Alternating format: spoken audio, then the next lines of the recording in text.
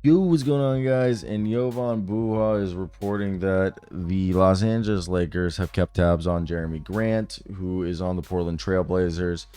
But the Portland Trailblazers remain steady, saying that they want 2 first-round picks. Yes, 2 first-round picks for Jerami Grant. Who Jerami Grant, I'm I'm a fan of. I think Jerami Grant has talent. I think he's a good player, and he's coming off his second year with the Portland Trailblazers, where he averaged 21 points, 3.5 rebounds, 2.8 assists, while shooting 45% from the field, 40% from three through 54 games. The Blazers are rebuilding. They finished as the 15th seed in the West, 21-61. We all expect Jerami Grant to be moved, and obviously Portland wants a significant return on that asset. However, we know, again, Jovan Buha, he said it on his Buha's block, that he's reported and others have reported that Portland has a steep asking price, and it's 2 first-round picks, Buha said. And obviously, we all know that through 10 seasons, he's played through the Thunder, Sixers, Blazers, Pistons, Nuggets, and has a career average 13 points, 4 rebounds, 1.6 assists. And he's played in 35 playoff games. However, no team so far has been willing to meet their asking price for Jerami Grant. And Jerami Grant, since I believe, I want to say it's 2022, is a guy who has averaged 20 points, 4 rebounds, 2.5 assists since the 21-22 season. And I think he has shown repeatedly. And also, if you want to go back to his first year in Detroit, this is a guy that even more has been just absolutely fantastic. Just under 21 points, 4 rebounds, and almost 3 assists in 218 games. That is literally, though, he's only averaged in that 4-year span 54 games, 34 minutes a night. Like I said, 20 points, just under 21 points a game, 4 rebounds, just under 3 assists, just under a block and steal a game, while shooting 44.6% from the field and 37.8% from three on almost 6 attempts from free, while having a true shooting of 57%, almost 57.4. So almost, about like league average. And that's good for being a high usage rate player. And he's a guy that arguably can play 3 positions. He can play a big 2, he can play the 3, and he can play the 4. And he's explosive. He's got athleticism. His 3-point shot is, like I said, last 4 years 37%, last 2 or 3 years I believe it's like 40%. He's able to go one-on-one against some of the best players in the league, and he's able to show his shot. Obviously, on a championship team, he's probably a 4th option, maybe a 3rd option. He's probably like the Costco version of Mikal Bridges at this point, like as a fantastic 2-way borderline all-star player. But what team is going to give him 2 first-round picks? Personally, I'm not giving up 2 first-round picks for Jerami Grant. I love the idea of Jerami Grant, and I think he's a fantastic player, but I don't think he's worth 2 first-round picks. We're going to go ahead and do, as always, the Fanspo trade machine, because I think that'll give us a great, indication of what this could be. So I just think a different trade, maybe you give up 1 pick and you give up a guy like Jalen Hood-Schifino. We'll do a couple other teams that maybe could be involved, but I just think it's definitely interesting, because it's definitely it's a weird one. So let's put it up. Do you guys see it on the screen yet? If not, give me 1 second. It should be right there. Oh, it is. Okay, there we go, ladies and gentlemen. So right here we should have ourselves the Portland Trailblazers. They're one of the worst teams in the league.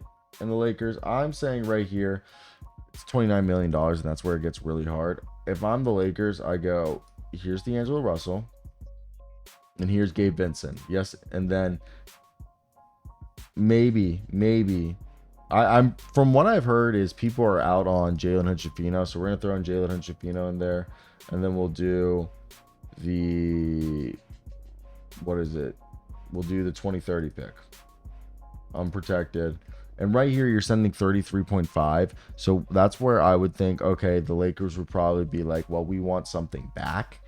And I think you could maybe say, I don't know which players have the value that you would think for the Lakers to be interesting.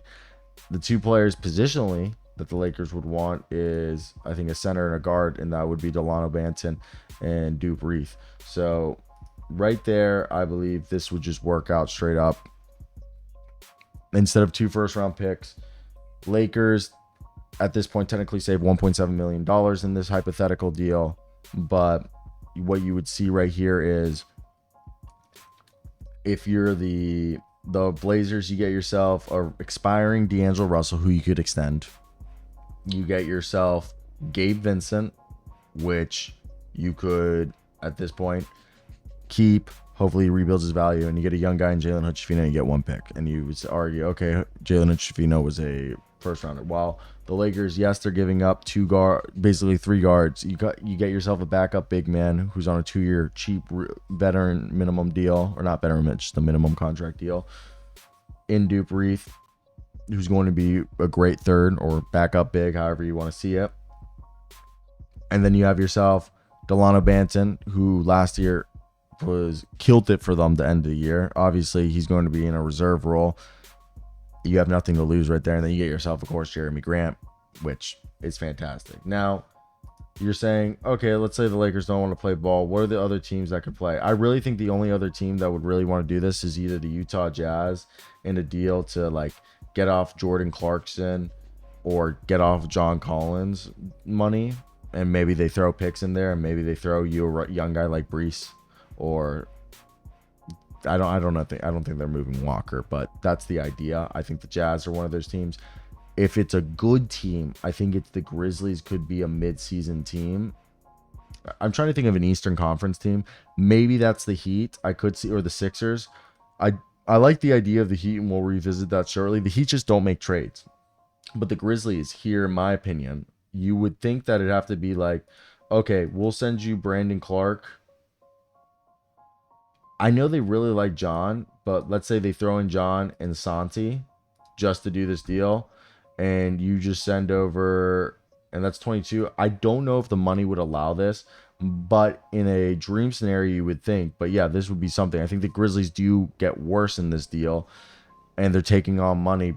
But the idea is the Grizzlies now have Desmond Bane, Marcus Smart, John Morant, Jerami Grant, and Jaren Jackson Jr., while then they also could run a Zach Edey, Jaren Jackson Jr., Jerami Grant, Desmond Bane, John Morant, or Marcus Smart lineup if Jaw's hurt. So that's one. But if we're looking at East teams, I don't see the Cavs being able to do this deal because they could do the deal with Karis LeVert and then George Niang and Dean Wade, and then just to make the money, it's that you're sending out 31 there. He's 29.7.